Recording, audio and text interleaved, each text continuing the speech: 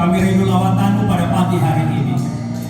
Hari inilah hari Pentakosta di mana Engkau mencurahkan janji-Mu atas umat-Mu yaitu kuasa Roh Kudus, sehingga Engkau tidak membiarkan kami yakin piatu, karena Engkau kirim penolong dan kirim kuasa Roh Kudus, dan kami ingin mengalami itu Tuhan. Kami bukan hanya ingin menikmati sejarah, mengerti sejarah, tetapi kami ingin mengalami kepenuhan Roh Kudus agar hidup kami semakin dipulihkan. Yang sakit Tuhan sembuhkan, yang lemah Tuhan kuatkan, yang susah Tuhan berikan penghiburan, yang bermasalah Tuhan berikan jalan keluar, yang luka-luka hati Tuhan pulihkan, yang terbelenggu Tuhan bebaskan di dalam nama Tuhan Yesus Kristus. Berkaryalah Roh Kudus di tempat ini. Hamba-Mu akan bicara tentang kebenaran firman-Mu, namun hamba-Mu penuh dengan keterbatasan. Hamba-Mu mohon Roh Kudus merapi kami, merapi hamba-Mu, agar setiap perkataan yang keluar dari mulut hamba-Mu adalah perkataan firman Allah yang menguatkan, yang meneguhkan, yang memberikan penghiburan. Roh Kudus, jamah setiap kami, buka hati kami dan pikiran kami. Segala kuasa-kuasa yang menghalangi untuk karya Roh Kudus bekerja secara maksimal di tempat ini, kami singkirkan semuanya di dalam nama Tuhan Yesus Kristus, dan kami berikan kesempatan Roh Kudus bekerja di tempat ini melawat setiap umat Tuhan yang saat ini hadir. Terima kasih Bapa, di dalam nama Tuhan Yesus Kristus kami percaya Engkau hadir, dan kami siap diberkati Tuhan. Yang percaya dan siap diberkati Tuhan mengalami mujizat Tuhan, sama-sama katakan berikan kemuliaan bagi Tuhan Yesus Kristus, Raja di atas segala raja. Haleluya. Silakan duduk. Shalom. Apa kabarnya? Luar biasa atau biasa di luar? Luar biasa. Kenapa kita luar biasa? Ya, kita luar biasa karena kita punya Tuhan yang luar biasa, ya. Kami mengucapkan terima kasih banyak untuk kesempatan yang luar biasa yang diberikan kesempatan oleh hambanya Bapak Pendeta Junjun, ya. Di mana kami boleh melayani Tuhan bersama tim sebenarnya Blessing Ministry dari Jakarta, dan saya sendiri diutus ke tempat ini karena saya lah yang paling energik gitu loh kalau untuk pergi-pergi ke perjalanan yang jauh. Kalau teman-teman semuanya di dekat kota Pangkalan Bun, dan saya diutus oleh tim dan Tuhan menempatkan saya di GBI Karangmulia. Bersyukur saya bertemu dengan orang-orang yang luar biasa, orang-orang yang hebat di tempat ini, dan Pendeta Junjun yang hebat yang Tuhan utus di tengah-tengah daerah Karangmulia. Dan saya tadi sepanjang perjalanan saya menikmati sekali. Saya bilang, aduh, saya suka banget dengan perjalanan ini karena jalannya bagus, terus keliling oleh pemandangan kelapa sawit atau pohon-pohonan yang luar biasa. Kalau di Jakarta kan hanya jalan tol gersang, nggak ada pohonan, ya. Tapi kalau di sini begitu luar biasa. Saya suka sepanjang jalan, saya video, saya lihat, aduh, mungkin buat orang-orang sini udah biasa itu ya, tapi buat saya itu sesuatu yang luar biasa. Kami ada di tempat ini dan bersyukur. Saya percaya bahwa hari ini pasti jemaat rindu mengalami lawatan Tuhan, ya, dengan acara atau hari perayaan Pentakosta. Mungkin banyak gereja-gereja merayakan, bahkan ada yang mengadakan doa 10 hari memperingati hari pencurahan Roh Kudus setelah kenaikan Tuhan Yesus ke surga. Banyak merayakan hari Pentakosta, doa 10 hari. Nah, setelah kasih dalam Tuhan Yesus, yang menjadi pertanyaannya adalah, siapkah saudara mengalami lawatan Tuhan lebih dahsyat lagi? Bukan hanya sekedar membaca Alkitab di dalam Kisah jemaat mula-mula yang mengalami lawatan Tuhan. Mereka berbahasa lidah, mereka mengadakan tanda-tanda ajaib, mujizat yang luar biasa. Bukan hanya sekedar membaca sejarah di dalam Alkitab itu, tetapi anak-anak Tuhan yang sudah dipilih oleh Tuhan, yang sudah mengalami pencurahan Roh Kudus, yang sudah mengalami baptisan Roh Kudus, yang sudah mengalami kepenuhan Roh Kudus. Dan kita percaya bahwa kita bisa melakukan semuanya itu ketika kita percaya bahwa Roh Kudus sanggup melakukan melalui hidup saya dan saudara. Amin. Jadi saudara-saudaraku yang dipenuhi Roh Kudus itu bukan hanya jemaat mula-mula, tapi saya percaya jemaat GBI Karangmulia juga akan mengalami seperti itu jika engkau sungguh-sungguh meminta kepada Tuhan. Kuncinya adalah sungguh-sungguh minta kepada Tuhan agar Roh Kudus dicurahkan sepenuhnya di dalam kehidupan saya dan saudara.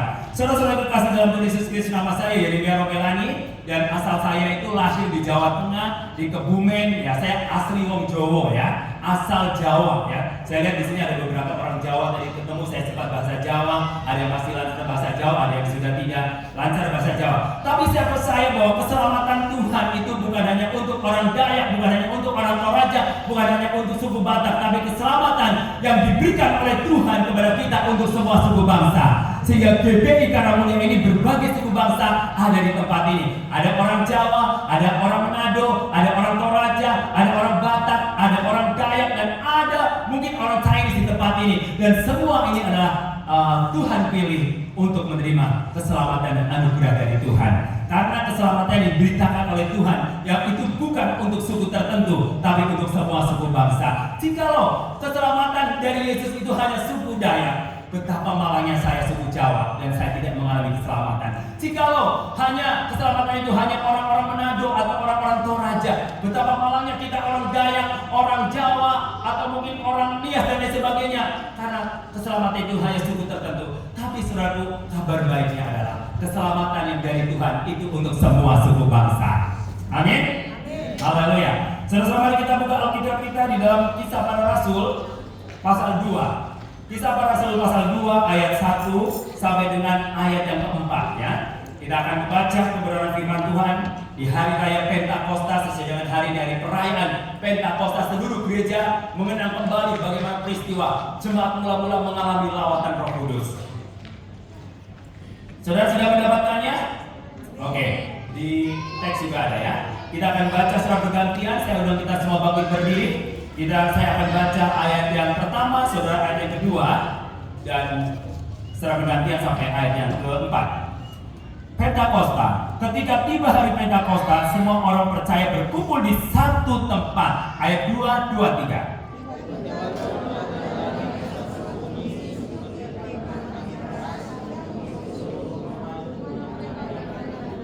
Dan tampaklah kepada mereka lidah-lidah seperti nyala api yang bertebaran dan hingga pada mereka masing-masing. Ayat 4, 2, 3.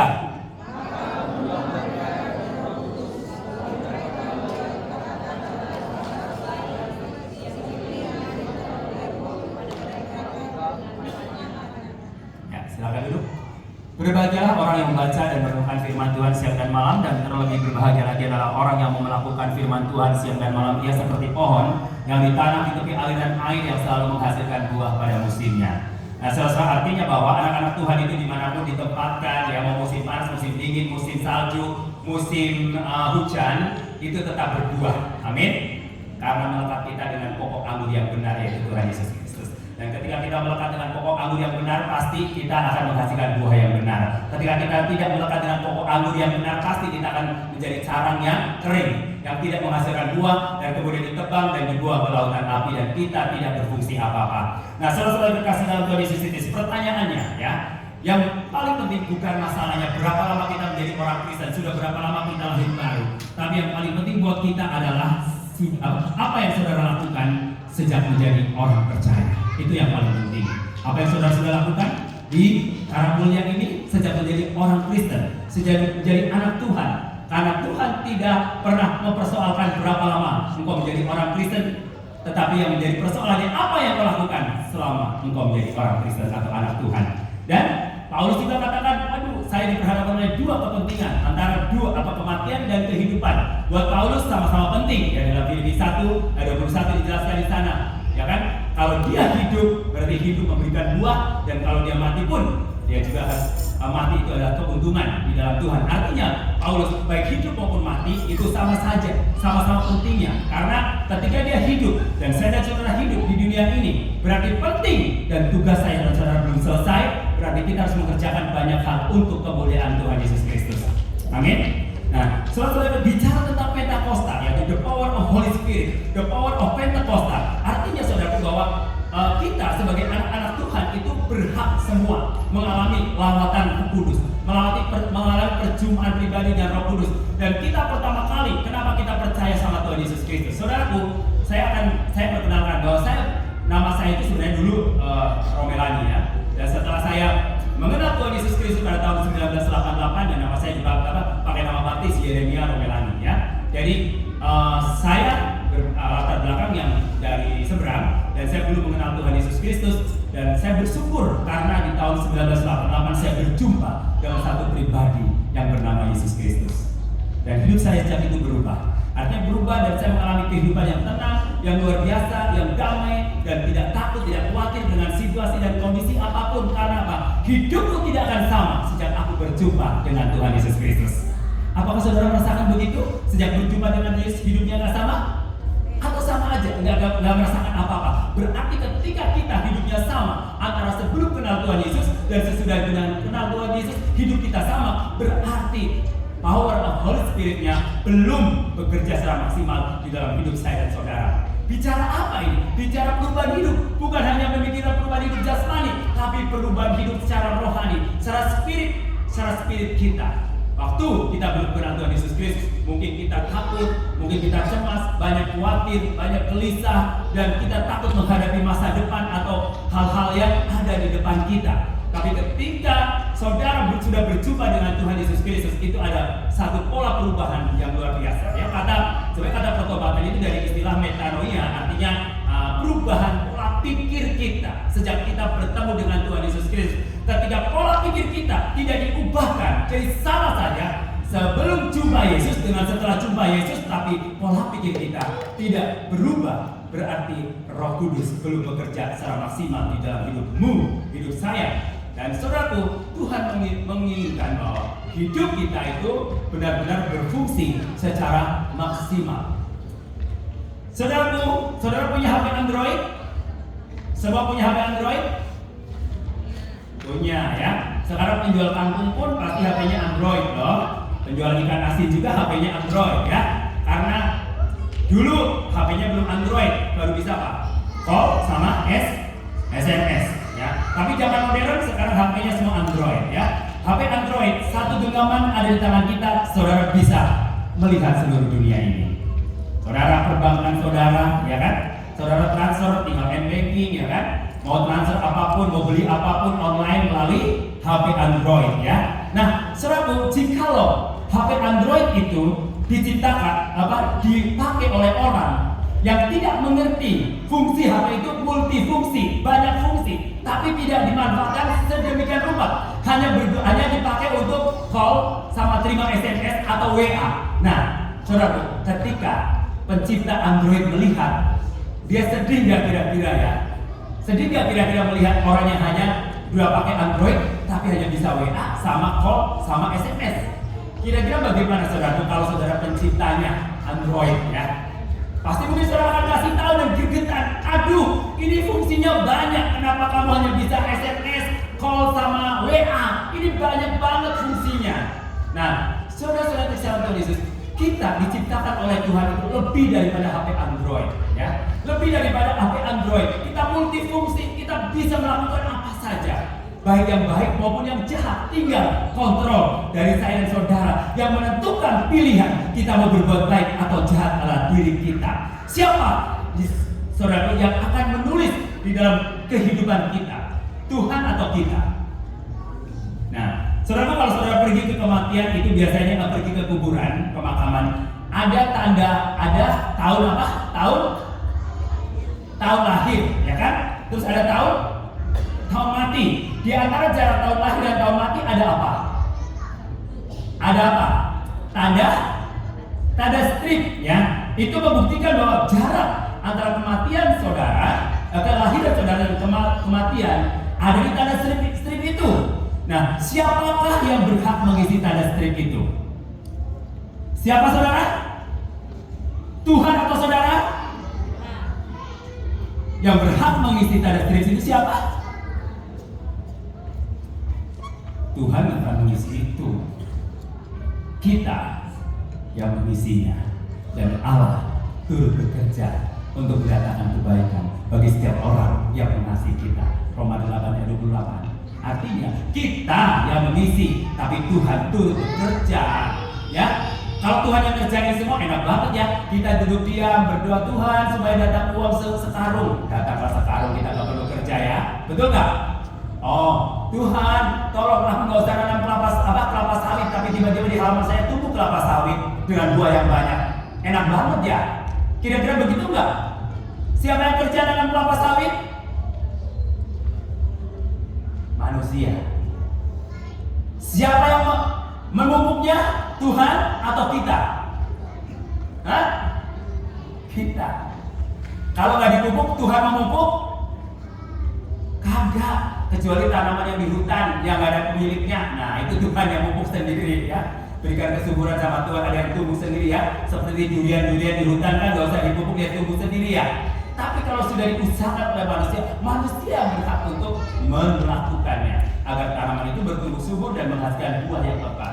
Nah, maksudnya begini saudaraku, kalau anak-anak Tuhan itu punya kelebihannya, ya, punya kelebihannya itu kita melakukan segala sesuatu memang dari diri kita, tapi Tuhan menyertai kita dalam melakukan segala sesuatu agar hasilnya maksimal dan sempurna. Amin. Ya, kalau tanpa Tuhan kita nggak bisa berbuat apa-apa. Maka itu ketika Yesus mau naik ke surga, apa yang Yesus janjikan sama kita? Apa yang Yesus janjikan sama murid-muridnya ketika Yesus mau naik ke surga? Apa saudaraku? Yaitu akan memberikan penolong, ya, akan minta kepada Bapa untuk kirimkan penolong untuk menolong umat Tuhan, murid-murid Yesus yang masih hidup di dalam dunia, karena Yesus tahu persis di dunia itu banyak masalah, di dunia itu banyak pencobaan, di dunia itu banyak bahaya. Bahkan Alkitab berkata, kita itu ibarat domba yang diutus ke tengah serigala. Serigala itu buas atau jinak? Buas. Nah, tapi lebih bahaya mana? Serigala berbulu domba atau serigala berbulu serigala? Lebih bahaya mana? Serigala berbulu domba atau serigala berbulu serigala? Nah, serigala berbulu domba ada di mana? Hah? Ada di mana saudara? Ada di luar atau ada di gereja? Saya mau tanya, domba itu untuk siapa sih? Untuk orang luar atau untuk gereja? Untuk orang gereja? Hah? Istilah domba untuk orang luar atau untuk orang gereja? Nah, istilah serigala untuk orang mana? Di luar gereja. Kita itu domba. Jadi serigala berbulu domba ada di mana? Ada di mana? Jadi lebih bahaya mana, serigala berbulu domba atau serigala berbulu serigala? Serigala berbulu domba. Kalau serigala berbulu serigala kita udah tahu, wah, buas dia. Kita jaga-jaga ya. Kita pakai senjata, pakai segala macam untuk melindungi kita supaya serigala itu nggak menerkam kita. Tapi kalau serigala berbulu serigala domba, wah, dia akan ketemu saudara cipika-cipik, dia cium. Aduh, ibu cantik banget hari ini, penampilannya oke, bajunya keren banget, cium pipi kiri, cium pipi kanan gitu kan. Beres dari keluar gereja, ngejelek-jelek. Ibu ini masih sebel banget. Orangnya dibelin, cerewetnya minta ampun, dan pelitnya minta ampun. Di depannya memuji-muji, ya kan? Begitu di luar ngejelek-jelekin, ya kan? Betul nggak? Ada nggak di sini? Oh, nggak ada. Beri kemuliaan bagi Tuhan Yesus Kristus kalau nggak ada ya. Maksudnya nggak ada atau nggak ada yang ngaku? Ya, nggak ada ya. Haleluya, nggak ada ya. Kalau ada harus bertobat. Yang dirawat oleh Roh Kudus, ya. Yang dipulihkan hidupnya. Kenapa orang ada serigala berbulu domba? Karena dia belum menemukan siapa dirinya di dalam Yesus Kristus. Kalau dia sudah menemukan siapa dirinya dalam Yesus Kristus, mengenal Tuhannya dengan benar, pasti dia akan menjadi domba berbulu domba. Dia menjadi anak Tuhan yang taat, anak Tuhan yang humble, anak Tuhan yang berbicara abadanya. A katakan A, B katakan B, C katakan C. Tapi kalau serigala berbulu domba, dia bisa bilang di depan saudara A, di belakang bisa B. Nah, saudara kasih Tuhan Yesus Kristus, pada waktu jemaat mula-mula, yang murid-murid Yesus berkumpul bersama-sama di Yerusalem, itu sebenarnya Tuhan sudah berjanji. Aku akan beri, dalam Kisah 1:8, aku akan memberikan kuasa atas kamu kalau kau tetap setia dan taat di tempat ini. Artinya bahwa saudaraku, Kisah Para Rasul 1:8 ya. Mari kita buka. Tetapi kamu akan menerima kuasa kalau Roh Kudus turun ke atas kamu, dan kamu akan menjadi saksiku di Yerusalem dan di seluruh Yudea dan Samaria dan sampai ke ujung bumi. Ini adalah janji Tuhan. Janji Tuhan Yesus pada waktu dia mau naik ke surga, yaitu aku akan berikan kuasa kalau Roh Kudus turun atas kamu, dan kamu akan menjadi saksiku di Yerusalem, di Yudea dan Samaria, bahkan sampai ke ujung bumi. Nah, ada satu tugas penting ketika Tuhan minta Roh Kudus turun atas kamu. atas Bapak Ibu Saudara sekalian. Tugas pentingnya apa? Tugas pentingnya apa? Kita harus menjadi saksi, ya. Saksi itulah yang disebut dengan amanat agung. Jadi banyak orang pengennya kuasanya doang, tapi tugas yang pentingnya lupa, yaitu amanat agung. Kenapa Bapak Pendeta Jujun bisa ke tempat ini? Karena beliau menerapkan prinsip amanat agung, diutus pergi memberitakan kabar baik supaya banyak jiwa yang bertobat dan diselamatkan. Bagaimana mereka bisa diselamatkan? Bagaimana mereka bisa bertobat jika tidak ada yang memberitakan kebenaran firman Tuhan? Karena iman itu timbul dari pendengaran akan firman Tuhan. Jikalau orang-orang itu terbiasa mendengar pendengaran akan firman Tuhan, maka orang-orang itu akan mengeluarkan perkataan-perkataan firman. Ada orang latah di sini? Ada nggak jemaat yang latah? Tahu latah? Tahu latah nggak? Ya, latah itu ya salah satu mungkin mengalami gangguan itu sebenarnya ya, mungkin trauma ya. Jadi kalau misalkan kita bicara apa, dia langsung kaget terus ngomong segala macam gitu. Ngomongnya mungkin bisa ngomong kata-kata kotor, ngomong yang ngawur ya, mungkin binatang, ya kan? Kenapa? Karena mungkin terbiasa dengan mendengarkan hal-hal yang kotor, hal-hal yang tidak menyenangkan, sehingga ketika dia kaget keluar kata-kata kotor. Tapi kalau orang yang terbiasa dengan mendengarkan akan kebenaran firman Tuhan, ketika dia terkejut, dia akan bicara apa? Darah Yesus, ya kan?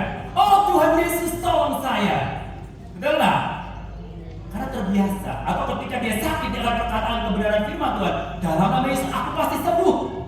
Ketika kita sedang kekurangan, kita bisa berkata, Tuhan, aku percaya bahwa Engkau sanggup mencukupkan segala keperluanku menurut kekayaan dan kasih karunia yang Kau berikan kepada kami. Jadi, saudaraku, ketika kita punya kuasa, kita punya power of Holy Spirit atau kuasa Roh Kudus, kita bisa memperkatakan kebenaran itu.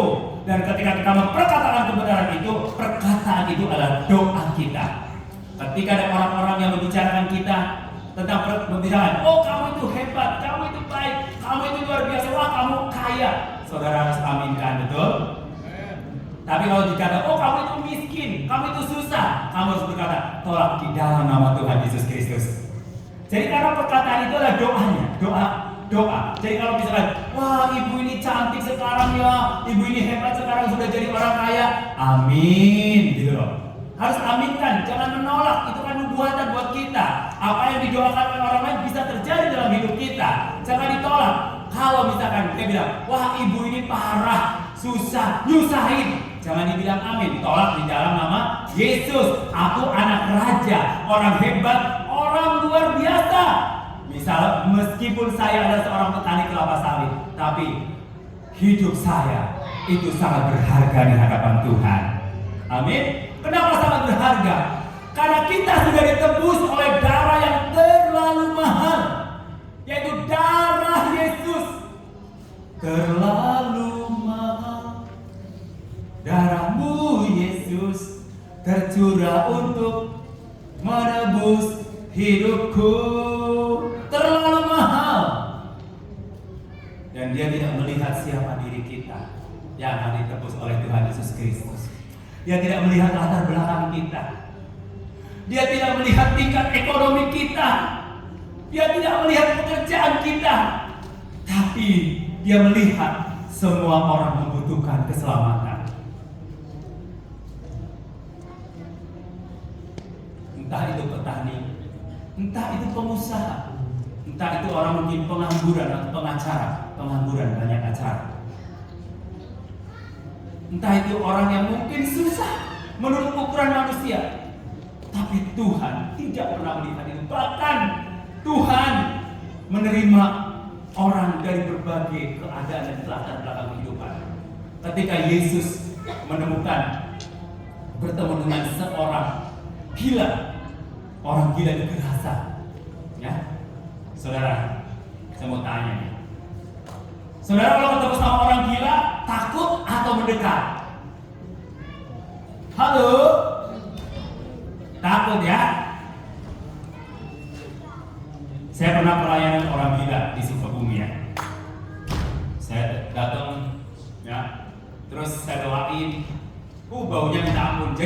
sambil nafasnya dari mulut pokoknya saya tahan nafas terus saya berdoa ya. Kalau tidurnya cepet karena baunya minta ampun ya, nggak kuat, hampir muntah ya kan. Saya berdoa, saya ajak ngobrol, tapi yang nggak nyambung ya kan. Kenalan, namanya siapa? Kopinho Kopinho ya kan, mungkin dia hobi baca komik Kopinho kali ya, jadi ketika-ketikanya Kopinho kali ya. Nah terus saya bertemu lagi sama orang gila, dia namanya kalau salah Ateng ya Pak. Dia itu jahat, nakal ya. Setiap orang yang ketemu dilempar sama dia. Nah, saya katakan dalam nama Yesus, saya ketemu sama dia. Waktu itu nggak pakai pakaian. Hai, ayo, kamu harus pakai pakaian ya. Saya bawain pakaian, dia suruh pakai ganti pakaian. Nah, sekali waktu ketemu, kan orang-orang pada takut, saya deketin. Pada waktu saya ketemu dia, pas dia lagi nggak pakai pakaian, lihat saya, langsung cepet-cepet, waduh ganti pakai pakaian. Nah, berarti ada komunikasi ketika kita mau melayani mereka, ya. Nah, saudara, orang gila di hadapan Yesus itu jauh dan dia sangat berharga sekali, ya. Pada waktu orang gerasa yang gila, ya, di kuburan itu di rantai, ya kan. Dan kemudian Yesus bertemu dengan dia, semua orang takut. Dan ketika dia melihat Yesus, dia berteriak, Yesus, saya jangan dimatiin, ayo lempar saya kemana, ya. Nah, Yesus lihat ada berapa ribu ekor babi. Berapa ribu ekor babi? 2.000 ekor babi. Kalau saudara jadi Yesus, pilih mana? 2.000 ekor babi atau orang gila? Hah? Pilih mana? Orang gila atau 2.000 ekor babi? Hah? Orang gila atau 2.000 ekor babi? Hah? Jujur? 2.000 ekor babi lah, ya kan? Sekarang 1 ekor babi harga berapa? Berapa Pak? 5 juta kali 2.000 berapa? Hah? Hitung berapa miliar? 10 miliar ya? Coba hitung pakai kalkulator. Mungkin 10 miliar. Uang 10 miliar dibandingkan dengan 1 orang gila, pilih mana? Hah? Pilih mana? Untung Yesus nggak seperti kalian. Kalau yang seperti kalian, orang gila udah mati semuanya. Ya, dia pilih orang gila daripada 2.000 ekor babi. Kenapa?